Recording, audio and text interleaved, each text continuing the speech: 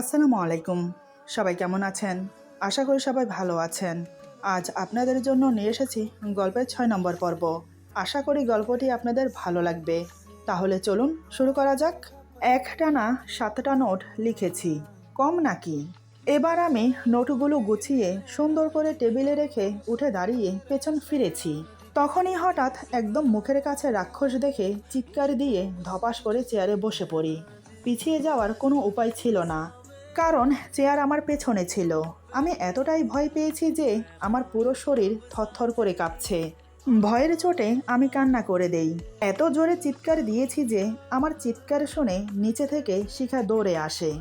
যাকে আমি রাক্ষস ভেবে ভয় পেয়েছি সে আর কেউ নয়, আমার বজ্জাত স্বামী। রাক্ষসের মুখোশ পরে আমার পেছনে দাঁড়িয়েছিল। কখন থেকে যে দাঁড়িয়েছিল আমি কিছুই জানি না।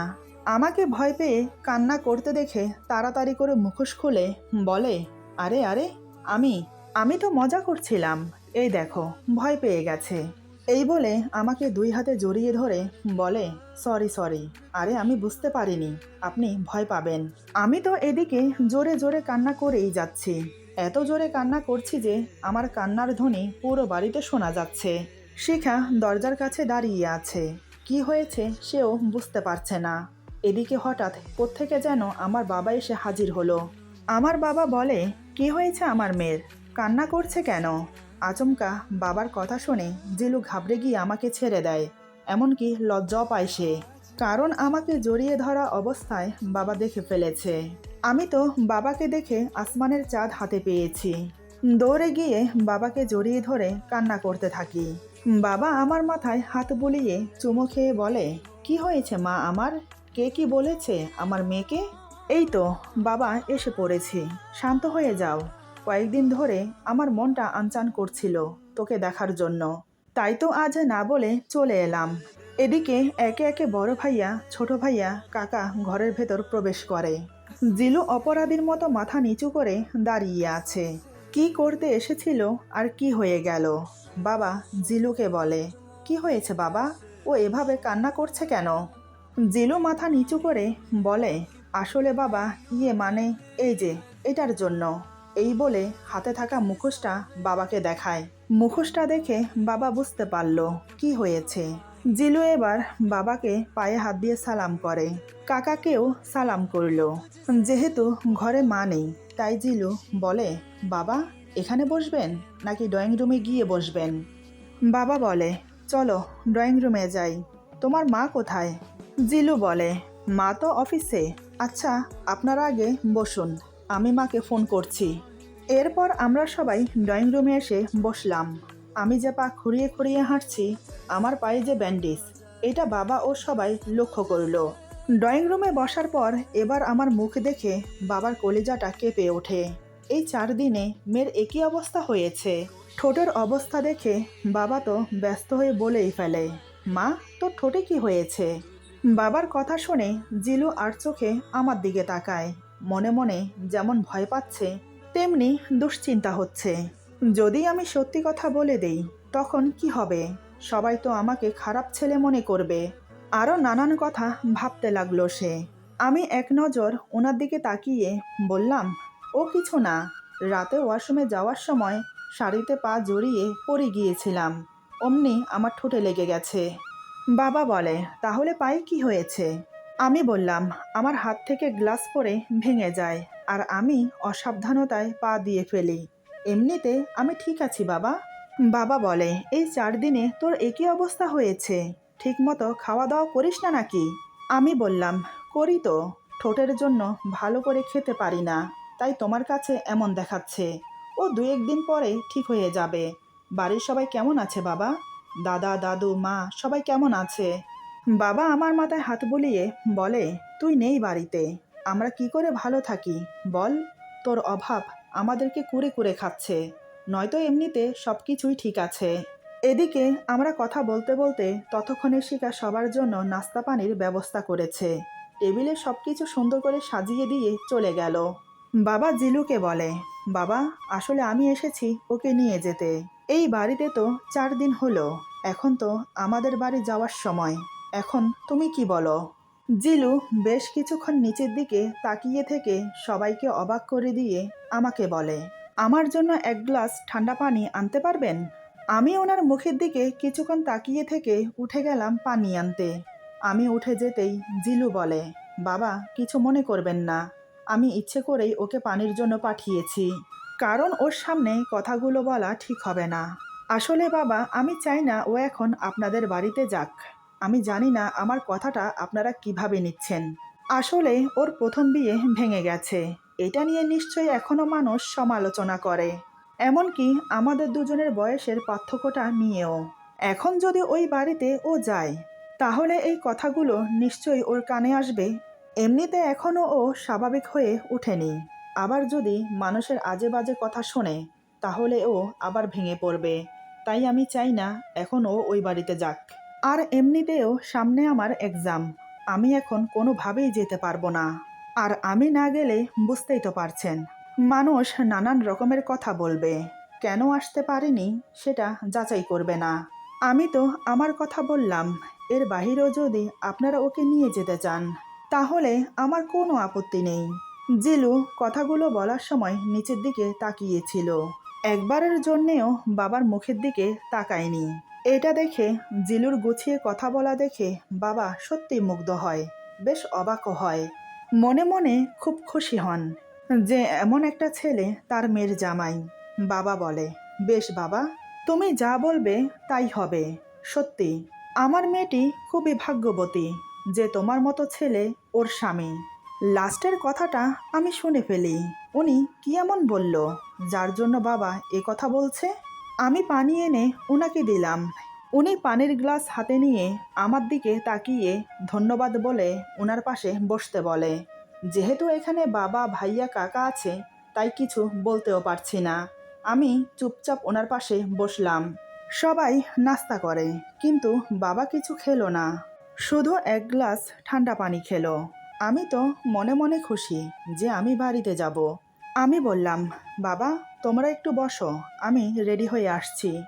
বাবা বলে, কিন্তু মা তুই তো এখন আমাদের সাথে যেতে পারবি না, কারণ তোর হাজব্যান্ডের সামনে এক্সাম। বাবাজি তো যেতে পারবে না, বাবাজির এক্সাম শেষ হয়ে যাক তারপর দুজন একসাথে এসো। এটা শুনে আমার মনটা খারাপ হয়ে গেল, চোখ দুটো কান্নায় ভরে এলো আবার। এইমাত্র বলল আমাকে নিয়ে যেতে এসেছে, এখন আবার বলছে নিয়ে যাবে না। নিশ্চয়ই উনি না করে দিয়েছে। এবার আমি ওনার দিকে তাকালাম, দেখি উনি মাথা নিচু করে বসে আছে। আমার খুব রাগ হচ্ছে, উনি চাইছেটা কি? আমার চোখে পানি দেখে বাবা আমার মাথায় হাত বুলিয়ে বলে, লক্ষ্মী মা আমার, কাঁদে না, আমি আবার আসব। তোর ভাইয়া 2 দিন পর পর এসে তোকে দেখে যাবে। কাকা বলে, আমি আসবো তোকে দেখতে, চিন্তা করিস না, কয়েক দিনেরই তো ব্যাপার, সব ঠিক হয়ে যাবে মা। বাবা কাকা ভাইয়া সবাই আমাকে বোঝাতে লাগলো।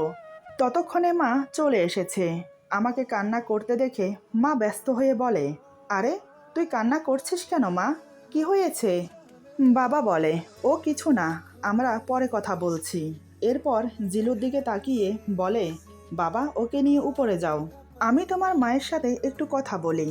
বাবার কথা শুনে জিলু উঠে আমার দিকে হাত বাড়িয়ে দিয়ে বলে, উঠে আসুন। আমি কান্নামাখা মুখ নিয়ে ওনার দিকে তাকালাম। আমার চোখ থেকে যেন রাগ অভিমান ঝরে ঝরে পড়ছে। আমার চোখের দিকে তাকিয়ে জিলু বেশ বুঝতে পারলো আজ অনেক বেশি বেশি হয়ে গেছে। এদিকে আমি না উঠে তাকিয়ে আছি দেখে জিলু আবার বলে, কি হলো, আমার হাত ধরে উঠে আসুন। আমি বললাম, আপনার সাহায্য লাগবে না, আমি উঠতে পারবো। এই বলে উঠে আস্তে আস্তে হাঁটতে লাগলাম। কিছুটা দূর আসতেই জিলু আমার হাত ধরে দাঁড় করিয়ে দেয়। আমার হাঁটতে যে বেশ কষ্ট হচ্ছে এটা ও বুঝতে পারলো। জিলু বলে, রাগ করে আছেন বুঝতে পারছি, কিন্তু সবার সামনে এতটা অ্যাটিটিউড দেখানো ভালো না। ভুলে যাবেন না আমি আপনার স্বামী, সব কিছুর একটা লিমিট আছে, অতিরিক্ত ওভার কিছু ভালো হয় না। কথাগুলো খুব আস্তে আস্তে বলে, যাতে বাবা মা কারো কানে না যায়। আমি এবার ঘুরে ওনার দিকে তাকালাম। ওনার চোখে চোখ রাখতেই বুঝতে পারলাম সেও আমার ওপর রেগে আছে। কিন্তু কেন? আমি তো রাগ করার মতো কিছুই বলিনি। উল্টো তো আমার রাগ হওয়ার কথা, কারণ উনি আমার যাওয়া ক্যান্সেল করে দিয়েছেন। এদিকে বাবা মাকে বলে, আপা, ওরা কি ফুসুর ফুসুর করছে? মা বলে, আমিও তো জানি না ভাই, তবে দেখে বুঝতে পারছি রাগ অভিমানের পালা চলছে। আমি ওনার দিকে তাকিয়ে আছি দেখে উনি আমার চোখে চোখ রেখে বলে, কি হলো, অমন করে তাকিয়ে আছেন কেন? কিছু বলি না বলে সবসময় মাথায় চড়ে যান আপনি। একে তো বয়সে বড়, তারপর মন থেকে আপনাকে আমার ভালো লাগতে শুরু করেছে, তাই কিছু করতেও পারছি না। তা না হলে থাপ্পড় মেরে সোজা করে ফেলতাম। আমি এবার মাথা নিচু করে নিলাম। উনি আবার আমাকে বকছে। আমি কি করেছি? এবার জিলু সবাইকে অবাক করে দিয়ে কে কি ভাবলো, কে কি বলল তার তোয়াক্কা না করে আমাকে চমকে দিয়ে সবার সামনে আমাকে কোলে তুলে নিল। মা, বাবা, ভাইয়া, কাকা সবাই তো অবাক হয়ে তাকিয়ে আছে। একে অপরের মুখ দেখলো শুধু। তারপর সবাই মুচকি হেসে মাথা নিচু করে নিল, যেন কেউ কিছু দেখেনি। জিলু আমাকে কোলে নিয়ে শিখাকে ডেকে বলে, শিখা, খাবার উপরে দিয়ে যা। এই বলে আমাকে নিয়ে রুমে চলে গেল। আমি তো পুরোই শখ। এই মানুষটার কি একটুও লজ্জা নেই? মা বাবা সবাই বসে আছে ড্রয়িং রুমে। ওনারা কি ভাবছে? জিলু আমাকে কোলে নিয়ে সোজা উপরে চলে এলো। রুমে এসে আমাকে খাটের উপর বসিয়ে দিয়ে বলে, চুপচাপ এখানে বসুন। আমি বললাম, এটা কি হলো? জিলু বলে, যা হয়েছে ভালোই হয়েছে। আমি বললাম, সবার সামনে এমনটা করা কি উচিত হয়েছে? জিলু বলে, না, উচিত হয়নি।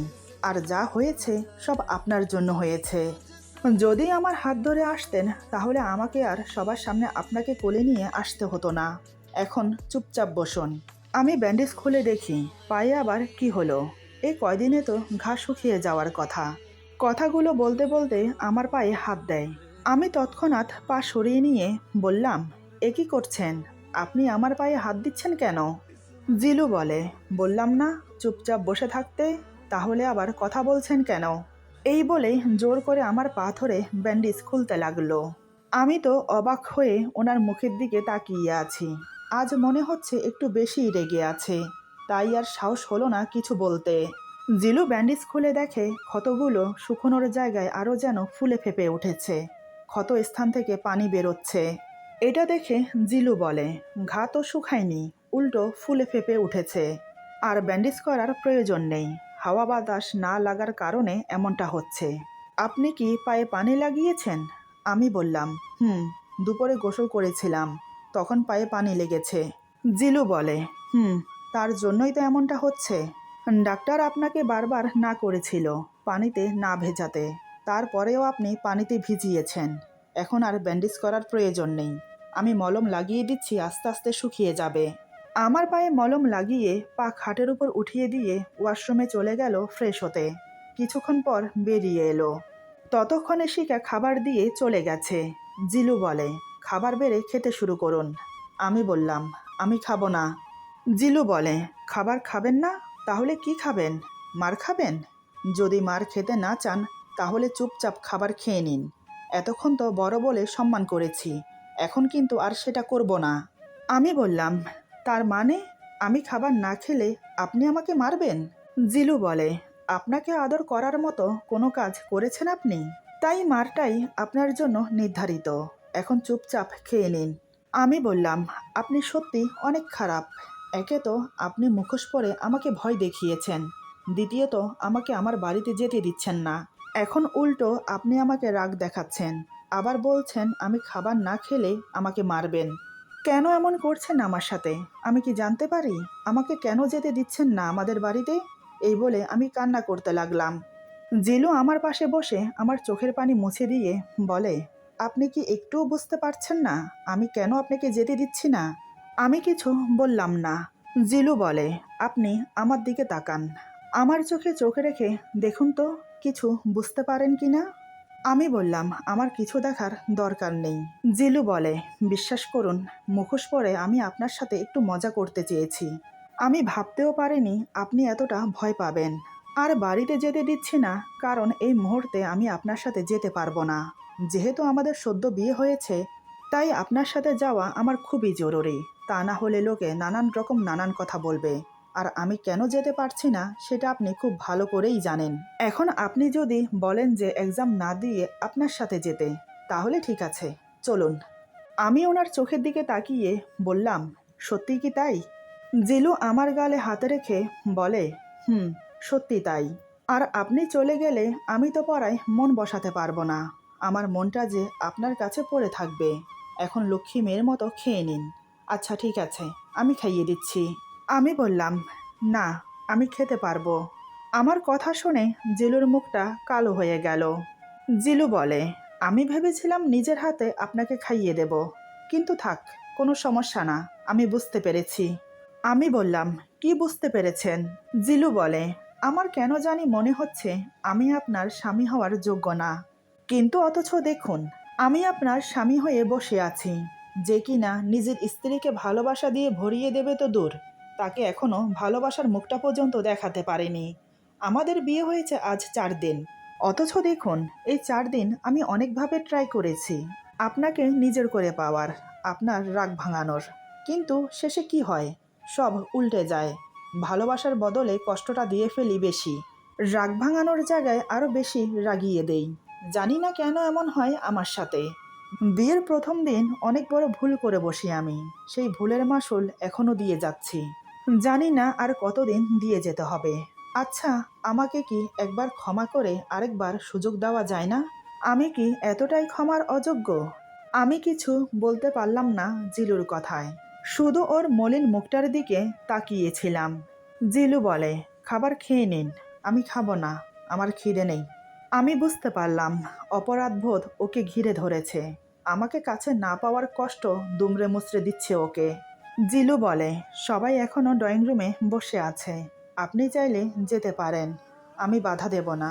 আর আমি বাধা দেওয়ারই বা কে? যাকে বাধা দিয়ে ধরে রাখবো সে তো আমাকে স্বামী বলে মানেই না। আমি বললাম, আপনি এমন করে কথা বলছেন কেন? জিলু বলে, যা সত্য তাই বলছি। আমি বললাম, আচ্ছা, আপনি এখন চাইছেনটা কি? জিলু বলে, আমি কি চাইছি সেটা বড় কথা না। আমি চাইলে তো সব হয়ে যাবে না, কিন্তু আপনি কি চাইছেন সেটা জানতে চাই আমি। আপনার মন কি বলে? আমি বললাম, জানি না। জিলু বলে, জানি না মানে? জানি না বললে তো হবে না, কারণ আপনার উপর ডিপেন্ড করছে আমাদের সম্পর্কটা। আপনি চাইলে সব কিছু নিমেষেই সমাধান হয়ে যায়। আমি বললাম, আমি চাইলে মানে? সেটা আবার কিভাবে? জিলু বলে, দেখুন, জেনেও না জানার ভান করবেন না। আপনি খুব ভালো করেই জানেন আমি কি বলতে চাইছি। একতরফা ভালোবাসা দিয়ে কখনো কাউকে আটকে রাখা যায় না। আমি বললাম, আমাকে একটু সময় দিন। জিলু বলে, এখন খাবারটা খেয়ে নিন। আমি বললাম, বাবা চলে যাবে, আমি আরেকটু দেখা করতে চাই। জিলু বলে, চলুন, আমি নিয়ে যাচ্ছি। আমি বললাম, আবার কোলে নেবেন নাকি? জিলু বলে, আমার হাত ধরে যেতে না চাইলে কোলে তো নেবই অবশ্যই। আমি ওনার কথা শুনে উঠে দাঁড়িয়ে ওনার হাত ধরলাম। জিলু আমার দিকে তাকিয়ে মুচকি হাসলো। জিলু আমাকে ধরে ধরে নিচে নিয়ে গেল। সবার সাথে আরেকটু কথা বলে সবাই বিদায় নিয়ে চলে গেল। কিন্তু আমার মনটা খারাপ হয়ে গেল। মার জন্য খুব মন খারাপ করছে। শাশুড়ি মা আমার মাথায় হাত বুলিয়ে অনেকক্ষণ বোঝালেন, সব ঠিক হয়ে যাবে, আমরা তো আছি। বেশ কিছুক্ষণ পর জিলু আমাকে নিয়ে আবার উপরে চলে এলো। এসব করতে করতে বিকেল 4:30 বেজে গেছে। জিলু বলে, অনেক দেরি হয়ে গেছে, খাবারটা খেয়ে নিন। আমি বললাম, আপনি খাবেন না? জিলু বলে, না। আমি বললাম, কেন? জিলু বলে, খিদে নেই। আমি বললাম, খেতে বসুন। জিলু বলে, বললাম তো আমার খিদে নেই। আমি বললাম, শিখাকে ডেকে বলুন খাবার নিয়ে যেতে, আপনি না খেলে আমিও খাবো না। জিলু বলে, আজব তো, আমি না খেলে আপনি খাবেন না কেন? আমি বললাম, স্বামীকে অভুক্ত রেখে কোনো মেয়েই খাবার খেতে পারে না। যেহেতু আপনি আমার স্বামী, তাই আপনি না খেলে আমিও খেতে পারি না। জিলু মুচকি এসে বলে, স্বামী? আরে, আপনি তো আমাকে স্বামী হিসেবে মানেনই না, তাহলে আমার জন্য না খেয়ে থাকার মানে কি? আপনার ব্যাপার স্যাপার না খুবই অদ্ভুত। মাঝে মাঝে ঠিক বুঝে উঠতে পারি না আমি আপনাকে। এসব ফালতু কথা না বলে খেয়ে নিন। আমি আর কোনো কথা না বলে চুপচাপ বিছানার উপর উঠে শুয়ে পড়লাম। এটা দেখে জিলু বুঝতে পারলো আমি খাবো না, তাই সে শিখাকে ডেকে বলে খাবার নিয়ে যেতে। জিলু আমার সাথে আর কথা বাড়ালো না। সে তার স্টাডি রুমে চলে গেল নোট লিখতে। আসলে সে জানে না আমি তার নোটগুলো লিখে রেখেছি। চেয়ার টেনে বসতেই টেবিলের উপরের নোটগুলো চোখে পড়ল। হাতে নিয়ে প্রত্যেকটা নোট উল্টিয়ে পাল্টিয়ে দেখলো। দেখে যে 7টা নোট পুরো লেখা আছে। এটা দেখে তো বেশ অবাক হয়। নোটগুলো টেবিলের উপর রেখে রুমে চলে আসে। দেখে আমি কম্বল মুড়ি দিয়ে অন্যদিকে ফিরে শুয়ে আছি। জিলু আমার পেছন দিক দিয়ে এসে খাটের উপর উঠে আমাকে পেছন থেকে জড়িয়ে ধরে। আচমকা কেউ এসে জড়িয়ে ধরাতে আমি পেছন ফিরে দেখি জিলু। আমি বললাম, কি ব্যাপার, কি হচ্ছে এসব? জিলু এবার আমাকে অবাক করে দিয়ে কম্বলের ভেতরে ঢুকে আমাকে জড়িয়ে ধরে। আমার কোমর শক্ত করে ধরে নিজের দিকে টেনে বুকের সাথে লেপ্টে নেয়। তারপর আমার কপালে আলতো করে একটা চুমু খেয়ে আমার 2 চোখের পাতায় আলতো করে চুমো দেয়। শুধু তাই নয়, আমাকে অবাক করে দিয়ে আমার ঠোঁটে আলতো করে চুমু দিয়ে আমার চোখের দিকে তাকিয়ে থাকে। বেশ কিছুক্ষণ পর আমার ঠোঁটে ঠোঁট ডুবিয়ে দেয়। তারপর শক্ত করে জড়িয়ে ধরে রাখে। এমন অবস্থায় আমার কি করা উচিত আমি ঠিক বুঝতে পারছি না। নিজেকে ছাড়িয়ে নেওয়া উচিত নাকি ওর মাঝে নিজেকে বিলীন করে দেওয়া উচিত ঠিক বুঝতে পারছি না। এমন পরিস্থিতিতে আমার খুব ইচ্ছে করছে কারো বুকে মাথা রেখে জড়িয়ে ধরে তাকে ইচ্ছে মতো কান্না করি, নিজের মনের দুঃখটাকে হালকা করি। আজ ওর ছোঁয়ায় কিছু একটা আছে যেটাকে আমি উপেক্ষা করতে পারছি না। কেমন যেন আমার হাত পা শীতল করে দিচ্ছে ওর ছোঁয়া। নিজেকে ছাড়াতে বিন্দুমাত্র ইচ্ছে করছে না। দুমানা করতে করতে হঠাৎ এক ঝটকায় নিজেকে ছাড়িয়ে নিলাম। আমি এমনটা করাতে জিলুর ঠিক হজম হলো না ব্যাপারটা। হঠাৎ সে আমার সাথে যা করলো তা দেখে তো আমি হতবাক হয়ে যাই। কি থেকে কি হয়ে যাচ্ছে বুঝতেই পারছি না। আর উনি এমনটা করবে আমি ভাবতে পারিনি। এরপর যা হলো। আজকের গল্প এখানে সমাপ্ত। গল্পের বাকি অংশ পেয়ে যাবেন আগামী পর্বে। আশা করি গল্পটি আপনাদের ভালো লাগবে। যদি ভালো লাগে তাহলে লাইক, কমেন্ট এবং সাবস্ক্রাইব করে আমাদের পাশে থাকুন। পাশে থাকা বেল আইকন প্রেস করে দেবেন, তাহলে আমাদের নিত্য নতুন ভিডিও আপনাদের কাছে পৌঁছে যাবে। সবাই ভালো থাকবেন, সুস্থ থাকবেন। আল্লাহ হাফেজ।